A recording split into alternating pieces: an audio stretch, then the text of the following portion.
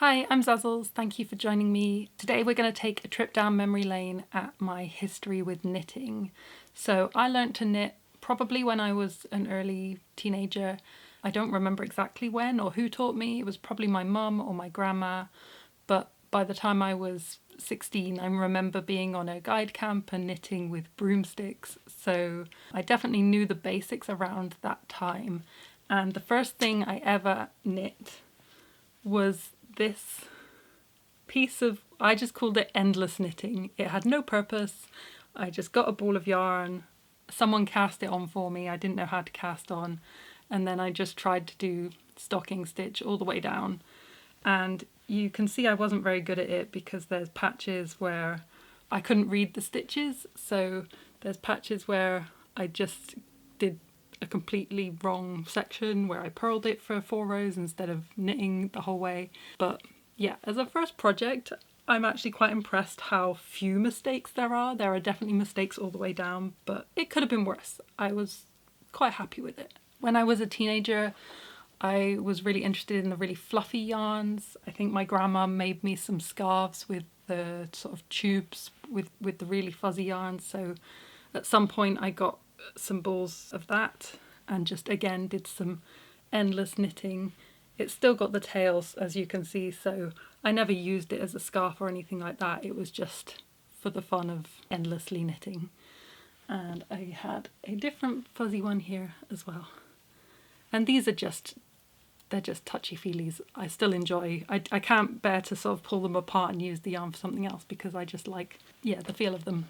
So that was sort of my teenage years. I didn't really make any projects, didn't make any full items of clothing or anything like that. And then when I was around 18, 19 at university, I came across a pattern for fingerless gloves. And the pattern was called Ghost Train gloves, which sounds pretty cool in itself. And I think I came across this on Pinterest because I wouldn't have gone looking for knitting patterns. I wasn't knitting actively at the time, and it was a free pattern, so I downloaded the pattern and had a go. And this is one of the first pairs that I made. You can see it's fingerless mittens with a cable on the front, and then it's just a rib on the back. And these ones are quite short. The pattern had them going down the whole arm, but these were so easy to knit that I kind of became obsessed with them, and I made lots. So over the years I've made them with fancy yarn. So this is baby alpaca yarn. I got some yarn when I went on holiday to Iceland and made some giant chunky ones with Icelandic yarn. These ones are a bit longer as well. They go a bit further down the arm. I've made pairs for my family. So I made some nice purple ones for my sister. This feels more like a bamboo yarn or something like that. It's a bit of a denser yarn than acrylic or wool. And you can make really light ones as well.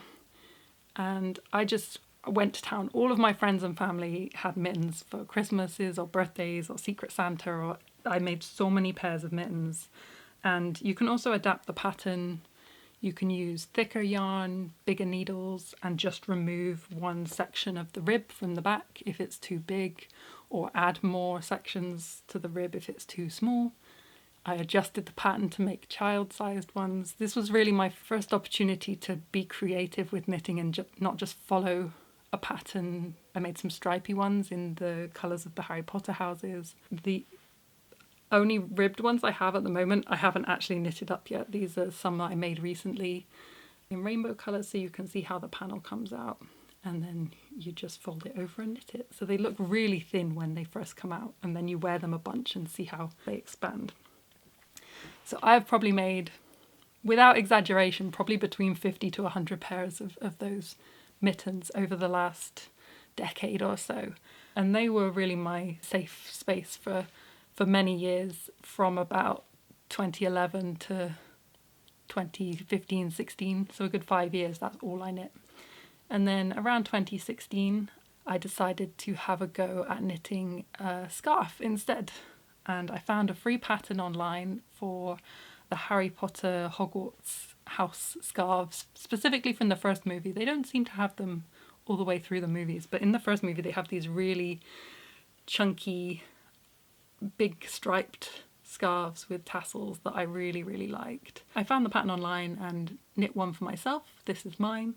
And I worked completely off instinct. It had probably been a year or two since I knitted my last mittens, and I still couldn't really read the stitches very well. I didn't know what front of stitch, back of stitch looked like. I knew what purl and knit looked like in a panel, but I didn't know, front of stitch, back of stitch. So I accidentally knit this whole scarf with twist stitch.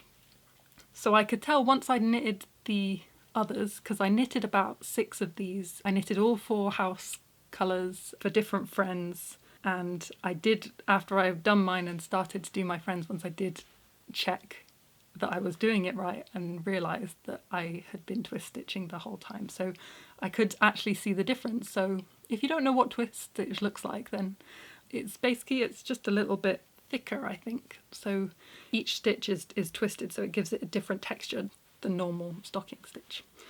But I absolutely love these scarves. I'll put the links below for all of the free patterns and links to the shops for any of the paid patterns. But this one in particular was really, really fun, really easy. And it was the first thing I knit in the round, actually. So it's just a tube all the way down that you then fold in half and put the tassels on. So it was my first time buying circular needles and using them and experiencing the joy of never having to turn your work over. Whereas the mittens, they had the pattern had knit flat or knit in the round, and I only ever knit them flat, and I still do to this day, only knit them flat and then sew them up at the end. So that was around 2016 that I knit all those scarves. But then it was still quite a while before I got more adventurous with my knitting. It was probably around the time of COVID-19 and the lockdowns in 2020. Around that time, 2019 maybe, I'd built up quite a big stash of yarn from all my mittens. I couldn't resist buying yarn every time I found it cheap in a charity shop or on clearance in a craft shop. So I'd got a big stash, and me and my partner decided to turn all of that DK yarn into thicker yarn, because I'd seen these really thick, super chunky blankets that were all over Pinterest and social media and everything, and they looked so fun to knit and cozy, but super chunky yarn was really expensive. So we decided to use our huge stash of double knit yarn, and we bought one of these, which is an I-cord maker, or a knitting mill, I think is another name for it. And you basically feed DK yarn into it and turn it, and this giant cord comes out. And so this project went on for years. So it probably started about 2017, 18-ish and got finished around 2020, because we turned it into this humongous blanket. So you won't be able to see it very well, so I'll use some B-roll footage, but you can see different colour schemes come out of all the different yarns I had. You can see up here the Gryffindor colours that were left over from my scarf, for example. Further down there's like down here. I think this is my Harry Potter section, so this is like the Slytherin colours and the Gryffindor and the Hufflepuff, and from all the mittens and scarves I made of the Hogwarts colours. So it's a really fun project. If you have giant stashes of yarn and you don't want to spend money on super chunky yarn, then I can recommend it, but it did take a really, really long time. This is probably about 15 kilos of yarn, and you have to manually wind it into this machine. This is actually the second one we got, because we used so much friction that the plastic burnt through the handle of the first one we got. So it's not a project to undertake lightly, but it is very fulfilling, and this blanket now sits in our spare bedroom. So you can see how thick the cord is compared to the knit on the scarf. So yeah, I love this blanket, and it's very unique, and it has all the textures of all the projects I made in the years before. So around that 2020 time as well, a lot of things were going on with my family. My sister became pregnant, which was super exciting. It's the first pregnancy in our generation of the family. but it was tinged with that sadness because we were in lockdown and I couldn't spend a lot of time with her, or we could only see each other from a distance, we couldn't hug. And so I really sort of threw myself into projects for the upcoming baby instead, and I decided to challenge myself with new knitting patterns that I'd never attempted before. I had a book called Knitted Animal Socks and Hats by Fiona Goble. And from this book, I tried a few different projects. The first baby project that I tried was baby booties, and I have a little example one here. I think this may have been a reject, that I didn't like how it looked. I had to remake this one quite a few times. I was actually terrible at this, and it's probably still to this day the hardest knitting project I've ever done. My brain, going from scarves and mittens and blankets, couldn't figure out how to read the pattern, in particular on how to do the corners of the boot. So I made a lot of mistakes on such a tiny project. You have this preconception, or I did, that baby projects are more accessible because babies are small. It's not as big a commitment to make a massive jumper for an adult as it is to make a small one for a baby. So I thought I can just do all these really nice, small, easy projects. And then the first thing I got hit with was a boot that I couldn't make. But after struggling for a long time, I sought out help from older generations who were more experienced knitters, and they helped me figure out how to read that pattern. But I still never want to make booties again. I made one pair and that's enough for me. I had better success with the other pattern from that book that I made, was a little baby hat which had a raccoon face on. So I made one of those, and then I adapted the pattern to just change the colouring and make a fox one, because my sister really likes foxes as well. So those were much easier, and they were probably my first experience of colourwork in knitting. I also made a little bunny touchy-feely blanket from a free pattern that I found on Lovecrafts. Then I came to my absolute favourite project, probably still my favourite thing that I've made, and that is this guy. And the pattern for him is called Emerson the Fox, which I also found on Lovecrafts. And the Dungarees were a separate pattern. They're just called teddy bear Dungarees, I believe, on Lovecrafts as well, and I'll share the links to both of those. This one I was scared of to get started. Again, having only done the mittens and the scarves, and then very recently failed dramatically with those baby boots, I didn't know if I would be able to do this, but I bought a big set of different size double pointed needles, and I just dove into it. I'm very competitive, so I was determined that I was going to make it work, and it turned out to be a lot easier than I thought, having never worked with double pointed needles before. And if you haven't worked with double pointed needles, it's really not as scary as it looks. And each element, each arm and leg and the tail and even the head and the ears, when you break it down into the individual parts, the instructions were really good, and it wasn't as scary as I thought it would be. So I would definitely make toys again. The exception are these Dungarees, which I absolutely hated. For some reason, the pattern tells you to knit with absolutely tiny, I don't know if you can see close up, but it tells you to use the tiniest double pointed needles to make a really dense fabric. So you're using normal DK yarn, but with much smaller needles. And I was using these little bamboo double pointed needles, which is how I got a full range of sizes so cheaply. And just knitting these Dungarees with the double pointed needles, every time I do a stitch, it would like poke me in the palm with this bamboo, and it was like a toothpick because it was such a small size. And I was like getting so frustrated. Halfway through these Dungarees, I just had to stop and take a break for a good month or two, because it was like torture having this little needle just poking my palm every time I did a stitch. But I'm so glad I went back to it, because it is adorable. And even though the patterns were from different people, surprisingly they fit really well. This is because I made a modification after I'd made them. So I made the Dungarees to the specifications they said, and then realised that they were huge. Like the waist on the Dungarees was way bigger than my fox. But luckily my fox has a tail, and I didn't want to think about how to make a hole in the Dungarees for the tail until it was I just wanted to get to that when I got to it. And luckily the dungarees were so wide I could just pinch the two sides together to make a little tail hole. So it all worked out in the end. And my sister, who doesn't knit anything, she picked out all the yarn that she wanted for this. She picked the pattern, so I knew it was going to be exactly what she wanted when the baby arrived. And she was really happy with it, and so was I. And like I say, it's still one of the favourite things I've ever made. And, you know, 3 years with a baby, it's still looking in okay condition. There's a few loose threads here and there, but they've taken good care of it, and I hope it's still treasured for years to come. So that's not the end of the baby things. I also made some baby blankets, and the first one I made was very special.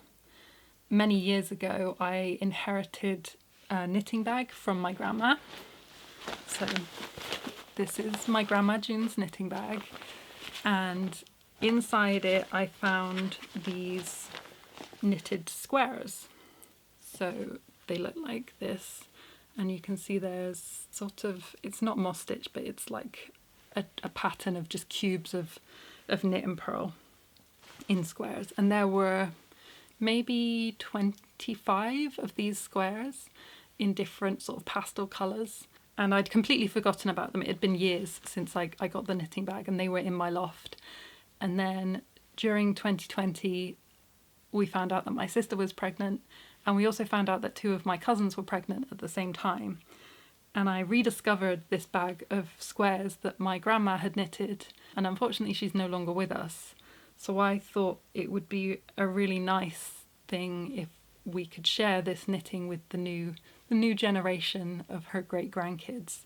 So I set about making some samples using my own yarn and trying to match my grandma's squares. I knew I didn't want to make one blanket, I wanted to make 3 for these 3 babies, so I evenly split up all of the squares that were my grandma's, and then I tried to make new ones myself to complement them. So I mainly used white and green, maybe a little bit of peach in my own squares.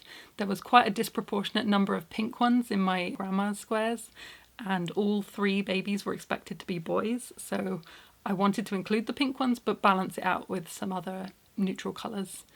So yeah, I made a bunch of those squares myself, sewed them with my grandma's squares into 3 blankets and posted them out to my sister and my cousins with a note saying that they were using the squares that our grandma had made. And that was a really nice way to feel connected to those family members when we couldn't see each other in person and when they're going through such a crazy time in their lives, becoming mums for the first time. So yeah, that was a really, really sweet thing that I was able to do using my grandma's knitting and joining with my own. I also made a very simple baby blanket for my sister's baby using a free pattern on Lovecrafts. So this is called the Hillside baby blanket, and it's a very similar design actually to those baby squares. It's just squares of knit and purl with I think it's just got a plain border. Yeah, it's got a small border. But I wanted it to be a summery colour because the baby was due in July, and all of these squares that I'd been using from my grandma's knitting were pastel colours, and I'm really not a pastel person, so I wanted to make a bright summery yellow blanket for my new nephew to be a nice, fun, easy one. And the final baby blanket I wanted to make was for my mum, who was going to become a grandma for the first time. And I wanted to knit her a blanket that was big enough for her to use over her knees or something with the baby, so it wasn't just a tiny baby blanket for a pram that the other ones were. And I found this beautiful pattern on Lovecrafts again called the Zoey baby blanket, and it used this heart intarsia in a blanket with a moss stitch border, and I expanded it. So originally I think it had about maybe 6 hearts wide, and I added another 2 so that it would be more, again, adult lap sized, and I wanted it to be rainbow colours because I wanted it to be that bright. I used yarn I already had from my stash to get all the different heart colours, And then I bought a really fancy Debbie Bliss cashmerino, like merino and cashmere blend cream for the base of the blanket, which makes it really luxurious. And then, yeah, when I gave this to my mum during COVID, I said that it was like a heart for each hug that we missed during lockdown. So a lot of love went into it when we couldn't see each other as well. So it was a nice lockdown project and I'm really happy with it. Yeah. So now that I'd advanced my skills through babies, I was ready to try out some more advanced patterns. And during the COVID-19 pandemic, I also had to postpone my own wedding for a year. So that gave me a whole another year to plan more crafts and builds for my wedding. And so I decided to use the extra time to make some knitted shawls for all of my bridesmaids. This was actually our tester one, which ended up being mine, and I wore it over my wedding dress in the evening. And it's this beautiful lace and cable shawl. And this pattern is actually a vintage pattern that I found on Etsy, I think. And the original came from Vogue Knitting Spring and Summer 1960. So it's a very vintage pattern. It was very intimidating to start with, but because the pattern is only a 16-row repeat, by the time you've done 16 rows, nothing's going to surprise you anymore, and you just get better and better at it. So I had to learn some new techniques for the lace knitting, but then between me and my mother-in-law, we knitted 6 of these, including this one. So it got much easier and it was a really fun project, and I would recommend it if any of you haven't tried lace knitting before. It looks intimidating, but it was actually really fun. So I absolutely loved this as well, and I loved it on my wedding day, draped around my dress, and all my bridesmaids in theirs. So that was 2020, 2021. Once we'd finished those in 2021, I also decided it was time that I should make my first knitted jumper. I thought I've done enough knitting projects and not made a jumper, that I just needed to do it and see if it was something I enjoyed. So the first pattern I tried actually was just called Fair Isle Yoke Sweater, which was a Lovecraft pattern again that used super chunky yarn. And we'd actually found someone on Facebook Marketplace selling a bundle of super chunky yarn really cheap. So I had a lot of cream yarn and some other small amounts of other colours. And because it was super chunky, it was a really quick make. And I made my first jumper over a weekend in that super chunky yarn, and I was so proud of myself, and I did really like it, but it wasn't really my style. I didn't want a cream jumper, so I don't have it anymore. I gave it to my mother-in-law, who wore it for a little while, and then she's broken it down into the original yarn, so I don't have it anymore. But it was a really useful experience, and to be able to have that weekend project when I would soon find out that jumpers normally take much, much longer to make, it showed me that they weren't intimidating and that I would enjoy knitting a jumper. So my next jumper project was much more ambitious, and it was the one I'm wearing here. This is a beautiful pattern called Birds in the Forest, which was on Lovecraft again, and I instantly fell in love with it. I made it a really large size because I prefer my clothes oversized, and it was my first time using cotton yarn in a pattern, and it would be a big learning experience, this project, because I would learn that cotton acts very differently to other yarns. For example, I've got my sleeves rolled up because the sleeves are incredibly baggy, and the bottom of the jumper is very baggy as well. So a couple of years later, I think was it last year, 2023, my mum requested the same jumper for herself. So I made a second one for her, and this one was a challenge because I had to knit it to her size instead of making it really oversized, which I like. She doesn't like that style, so I had to be really careful to actually knit her size. And I learned from my jumper and took, I think, about 10 stitches out of each sleeve, which made the sleeves not baggy anymore. I took about 40 stitches out of the bottom of the jumper, which meant that wasn't baggy anymore, and about 20 or so stitches out of the neck as well. So I now know to make those kind of adjustments whenever I'm using cotton in a jumper instead of acrylic or wool or merino or whatever, because it acts differently. So I still would be scared to try my own pattern from scratch or like making up different adjustments, but in terms of yarn to cotton, I will make those adjustments now. And the difference in my mum's, so my top has bluebirds and green mountains, and my mum's has red birds and blue mountains. Otherwise it's exactly the same and the same yarn, and she loves it. And I've actually stolen all of these things back from a lot of family members that I've made them for over the years, so I've never had them all in one place before, so it's great to see that kind of whole history of my projects in one place, and thank you to my family for letting me steal all their things. It is the height of summer, it's about 30 degrees Celsius outside, and I decided to put on a knitted jumper and do a video about knitting. So it's not very sensible of me, but I need to give all these things back before they miss them. So yeah, 2021, made my first jumpers, and then I was kind of on a roll. I loved making this jumper. I loved the Fair Isle, the colour work that I'd done from the baby blankets and this jumper. And I wanted to make one for my sister next, and she really likes foxes, as I already said, so I found this beautiful jumper pattern called Foxtales on Lovecrafts again, and I bought really fancy yarn, and this one, it's got nice little designs on the sleeves and on the base, and a lovely fox pattern on the top. Yeah, that just became my thing. I just love making Fair Isle, and I wanted to make a jumper for each of my family members. So I'd made one for me, I made one for my sister, I made one for my mum. So next I had to make one for my dad. And I didn't have to, but I wanted to. But my dad is a bit more classic. He wouldn't want a big Fair Isle jumper, so I had to learn a new skill again for his. I found a pattern that was actually called Learn to Knit a Man's Sweater on Lovecrafts, and I really liked this pattern because it actually looked like a bunch of jumpers he already had, but in a good way. Like I could make it whatever colour I wanted or whatever yarn I wanted, but I knew he'd like the style. So this is my dad's jumper, and I had to learn a few skills for this because you might notice it has a zip in the front.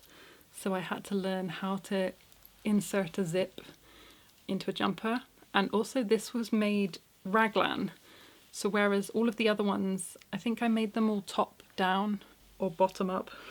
I can't remember. This one had a different style, and it had this kind of raglan sleeve that I hadn't come across before. And it's also ribbed throughout, so you might be able to see it's got quite a big rib, which makes it really stretchy. And I used merino wool for this one, which my family get all the fanciest yarns. When I make a piece of clothing for them, they get the really high quality stuff. And for me, I just get cotton or whatever's cheapest. So I really enjoyed this project. It's a beautiful yarn. Merino yarn is so nice to work with. And it just looks like a shop jumper, which sometimes is the aim when you're making your own things. So it just looks nice and professional and very cozy. So after I'd made jumpers for myself, my sister, my mum and my dad, it was time to make an item of clothing for my nephew. So as I mentioned, my sister was pregnant during COVID. He was born in 2021, and I didn't make anything for him while he was a little baby. I didn't make like baby grows or baby cardigans or anything like that. I wanted to wait until it would last him a little bit longer. But then my mum came home with a book that she'd got from the charity shop with baby knits for £1.50, and I said, okay, now's a good time for me to make something for my nephew. So I showed it to my sister and I asked her to pick a pattern for me to make for my nephew, and I said, please don't pick anything with lots of cables on. A few months before, I tried to make a big cable jumper for my husband, and it didn't go very well. I got about 20 or 30 rows in and was pulling my hair out because of all the markers and the different cables, and it required so much concentration. I absolutely hated it. So I vowed to not do another cable jumper again. And my sister was flicking through this book, and of course she picks the completely cabled cardigan. And I thought, it's for a 3-year-old, it'll be fine. This is my chance to try cabling project on a smaller scale, and then maybe it won't be so scary if I want to try an adult one again. So I did, and I did hate it most of the time. It was very difficult. No, I don't want to make any more cabled things. I'm glad I made it. This is the final cardigan. And it's got the sleeves rolled up because they were too long for my nephew when he tried it on. But you can see all the cabling on the sleeves. My husband actually made these toggles from wood for the cardigan. And then it's got a cute little hood as well. So I'm glad I've done it. Hopefully my nephew appreciates it, and I won't be making another one, unfortunately. And it's taught me a lesson to never let my sister pick whatever she wants from the design book. So I have made a jumper for my husband as well, but I don't know where that one is. It was sort of a fisherman style in cotton, very loose fitting, much more of like a casual wear around the house type of jumper. And it's still on my list to make him a fancier one when he picks a pattern that he wants that doesn't have lots of cabling in. But once I've made these jumpers for all of my other family members, I wanted to have another go at making one for myself. I love this jumper, that was my first one, but it's not perfect. As I said, the sleeves are too baggy and it's quite tight under the armpits. So I wanted to try another pattern. And I also wanted something that was an easier pattern than the cabling on that cardigan that I'd just made. So I found this pattern, which is called Striped Sweater with Pockets on Lovecraft. And I picked my own colours. So it had this contrast sleeve. The one in the pattern used reds and yellows, a bit like the Gryffindor colours, but I decided I wanted something very different. So I picked this purple and light grey for the body, and then the dark grey for the sleeves for a bit of contrast. And this pattern was so nice to knit after the cardigan, and it's brilliant because it has pockets. It was the first adult knitting project I'd done with pockets. Actually, the first thing with pockets was little Foxy had a pocket in his dungarees, but that doesn't really count. This was the first time I'd actually knitted a pocket into a jumper, and I love it. And it took about 1/5 of the time of the cabled cardigan. I would definitely do this pattern again, and pick different colours and have a few different options. It's really cozy to wear, really easy pattern to pick up, learn my new skill with the pockets. I love pockets in everything, so that was a good one. And the final jumper that I've done to date was for my mother-in-law. I was browsing Lovecrafts and found this pattern, which I haven't written down actually, so I'll put it in the description below. But this Acorn pattern on the yoke, and she's a keen gardener, and so I thought she'd absolutely love this, and she does, and she wears it all the time, so I'm really, really happy. It's got this nice colour work at the bottom as well, and yeah, just a beautiful yoke. I wasn't sure if I would like the neckline because it's a very abrupt, it doesn't have a rib or anything, but my mother-in-law likes it. Again, I've just naturally, each time I pick a project, it might have one new element to it, like the zip in my dad's jumper or the pockets in the striped jumper. And it's just not as intimidating as I thought it would be years ago when you see a pattern like this and you think it's going to be really tricky. But I really love colour work, and I kind of developed that love for colour work that I would go on to develop further. But before I went further with my love of colour work, I decided to make some Christmas tree scarves. So when I moved into my new house, we realised how few Christmas decorations we had, and we're trying to be a bit more eco-conscious. So even with all of the knitting projects I've done, where I can, I buy natural fibres, I buy cotton, or if I can afford it, wool and merino. But when I can get it secondhand, I'll get acrylic, whatever's cheapest. But we didn't want to buy tinsel for our Christmas tree. I wanted to find a tinsel alternative to buying new plastic. So I was looking on Etsy and I saw someone selling Christmas tree scarves. And I thought, that's brilliant, but I could do that. I don't need to buy this piece of knitting that someone else has done when I have those skills myself. So I made my own Christmas tree scarf. There was no pattern, I just made it up This was the first time I've ever made up a pattern, but it is the most simple thing I could ever do. So this, I believe, is called garter stitch, where you just knit on every row. So you end up with 1 row knit, 1 row purl all the way along. And I just made it, I think, 20 stitches wide. And I made this huge roll of it for our Christmas tree. And then you just used it like you would tinsel. And it was beautiful and I loved it. And I decided to make another one. So I made this rainbow one, which is just exactly the same. It looks smaller because this was chunky yarn and this is DK, so they are very different sizes.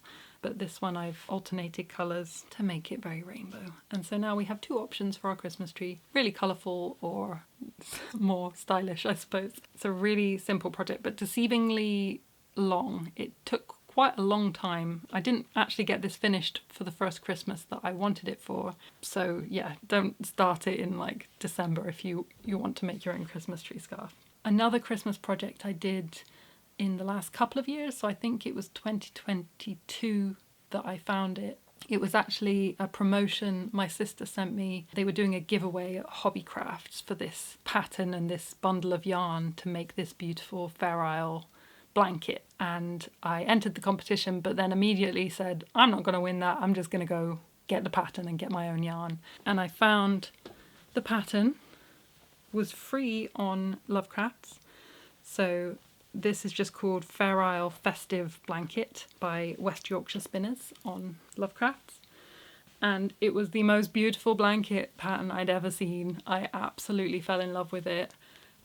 It's got this border that you add on at the end that I'd never done before, where you knit the whole middle panel and then go back in and pick up the edge stitches and knit the border, and fell in love with this. And again, I didn't get it finished for the first Christmas I did it, so I started it about the end of October and had done maybe a third of it by Christmas, so I just casually knitted it through the following summer.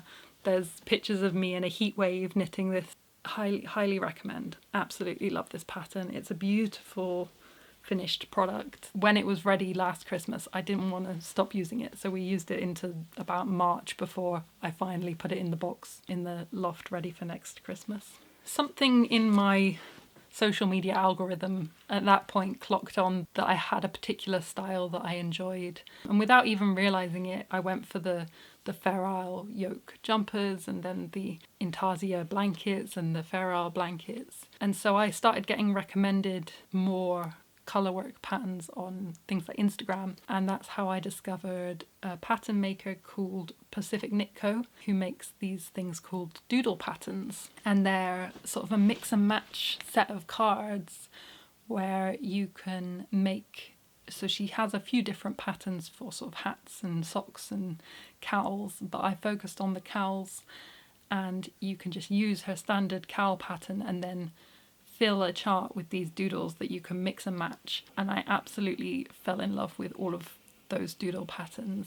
And I think I bought about 10 sets when I first discovered her. The first one that I found that I fell in love with was called the Garden Doodle, and I immediately wanted to make one for my mother-in-law, and this is what it ended up looking like. And this was the first big-ish project that I managed to do using entirely my stash yarn, so I was really proud of that as well. And you can see all of these patterns I selected from this doodle pack and then put them together. And then we actually added the paw prints extra. They weren't included in the doodles because I knew that she'd want the paw prints because there's always dogs in her garden. And yeah, all of the colour matching. There's usually only 2 or occasionally 3 colours per row. So it was actually a lot quicker than I thought and a lot easier. And this is an infinity one, so it's a tube. And it's absolutely beautiful. And I want to make lots more of this. This particular maker, Pacific Knit Co, has 2 cowl designs. They have this infinity one and a flat one. And I decided to have a go at the flat one without the doodles and just use one of the variation yarns that I had. And it actually turned out beautiful. I've got this metallic yarn. So this one's for me. This is a cowl for me at last. And it was so quick to knit up as well. I'm definitely going to be using these patterns a lot. and mixing them either with different yarns or with different doodles. And I only discovered this person maybe a month ago, so I've not made too many things, but the final thing I have made was actually an April Fool's joke by this creator. They made a pattern for potatoes on April Fool's and made it a free pattern. But I happen to have a friend that really loves potatoes, so I decided to make up the April Fool's pattern into this potato cowl. And again, it was a doodle pattern, so I got to pick which types of potato to include on it. So I included mashed potato, roast potatoes, jacket potatoes, chips and waffle fries. And on this row I mixed up two of the doodles, so you have the full potato and the sort of cooked jacket potato. And it's silly, but it's also beautiful and I love it. So I can't wait to make more of these doodle patterns. Like I said, I've got about 10 packs from this one creator, so I've got plenty lined up to make next. I'm surrounded by knitting now, but I think that's everything and I've not forgotten anything. But as you can see, I just followed where my interests were. It's okay if you want to just make mittens for 10 years. That's basically what I did. And then I just let my curiosity dictate what would push me to learn that next skill. I'm also really tall. I'm 6'2", so it's very rare to get clothes that fit me and I really like. So learning the skills to knit means that I can add length myself. Every jumper I've bought from a shop, I roll the sleeves up because the sleeves are never long enough. So being able to knit my own jumper and make the sleeves long enough and make the body longer and get the most beautiful design that I want, that customization is really exciting to me. And I recommend it to anyone, and don't be intimidated by patterns except cabling. Cabling's horrible, don't do cabling. But even the lace shawl, don't be intimidated by it. It's so accessible. As a contrast, I tried to pick up crochet when my friend was getting into crochet, and I made one granny square and one bowl, and then I was like, I just cannot, my brain cannot do crochet. But with knitting, I can just convince myself that it's just knit and purl, that's it. And then the other things are just variations of knit and purl. It's like, oh, just slip it, just slip that stitch, or just knit 2 stitches at the same time. I can convince myself it's still only knit and purl and it's not scary. So I really like that about knitting. And just to finish off with a few final tips that I've learned over the years. So particularly on things like the Christmas tree scarf or even the mittens, I find that it's quite annoying using full-size knitting needles because they're kind of cumbersome. They can like hit your legs or get in the way. So an alternative is you can use double pointed needles and then put a stopper, one of the rubber needle stoppers, on the end of each, and then you make a tiny pair of mini knitting needles. They also sell kids knitting needles, which are only about 10-15 centimeters long. So I've got a couple of pairs of those because they're just nice and short and good for projects like this that fit on a short needle. I also found out you can take knitting needles on planes, so I started to take those short kids needles with my current project when I travel for work, things like that. Circular needles you can also just use for flat knitting. Things like the blankets, it's really good to just have on a giant circular needle and then just flip the whole thing round when it's too big for straight needles. I discovered you can get row counters that slide onto your knitting needles. I've known that for years, but I saw a picture that you can get a little ring with a counter on that you can just wear and then change it as you're knitting, and I just absolutely love it. I wouldn't recommend this particular variation. It has this kind of iridescent rainbow colouring, but it makes it nearly impossible to see the numbers, so I recommend getting a plainer colour and not being drawn in by pretty shiny colours. I would also recommend that I-cord maker if you have loads of DK that you want to try turning into super chunky. Finally, I am a left-handed knitter. I learnt right-handed, and for a long time I refused to do left-handed because all of the patterns are intended to be right-handed, so I didn't want to have to think harder than I needed to, so I just learnt right-handed and I knit right-handed and I followed all the patterns right-handed. Eventually, after I'd got into some of these more advanced projects, I decided to just have a go left-handed, and yes, I'm quicker and it's easier left-handed. It's quite difficult to flip a pattern in your head. A lot of things like the jumpers and the cowls and the doodles and things, it doesn't make any difference. If they're symmetrical, you can just do the pattern as is, but do it left-handed. And the only difference will be if someone right-handed made this jumper, the birds would be facing the other way, for example. But because I now knit left-handed and right-handed, I have found a really cool way to knit big projects like the blankets. I call it the printer technique, and you basically don't have to ever flip the work. So you knit your knit row left-handed, and then instead of flipping the work to purl the other side, you just switch to right-handed and knit right-handed. And then you end up just going like a printer, all with one side of the work facing you. You never have to flip it. And that was so satisfying doing that on blankets. And I know everyone says just learn to purl or purling's easy, but I've always preferred the knit stitch. So it's quite nice as well to cut out purling entirely for colourwork projects and things like that. So can recommend if you want to have a go, if you have done a little bit of left-handed knitting and right-handed knitting, have a go at the printer technique because it's super fun. And don't be scared to make adjustments to the patterns as you go. If you're a tall person, if you're a short person, if you like oversized clothes, if the armpits are too tight, by the time you've made one jumper, you can see what each row is making you do, and it's not as difficult as you think to just, oh, I'll just add an extra 2 inches to the body of this, or I'm using a bigger yarn, so I'll take out a few stitches. I've been really impressed by myself that I've been able to adapt those patterns when I'm not a very flexible person, and I usually like just following the instructions to the letter. So I hope you've enjoyed following me on my journey with knitting, and I'm sorry it got very rambly towards the end there, but good luck with all your knitting projects, and I can't wait to knit more, particularly more of these doodle cowls, which are my current obsession. So happy knitting, and see you in the next video.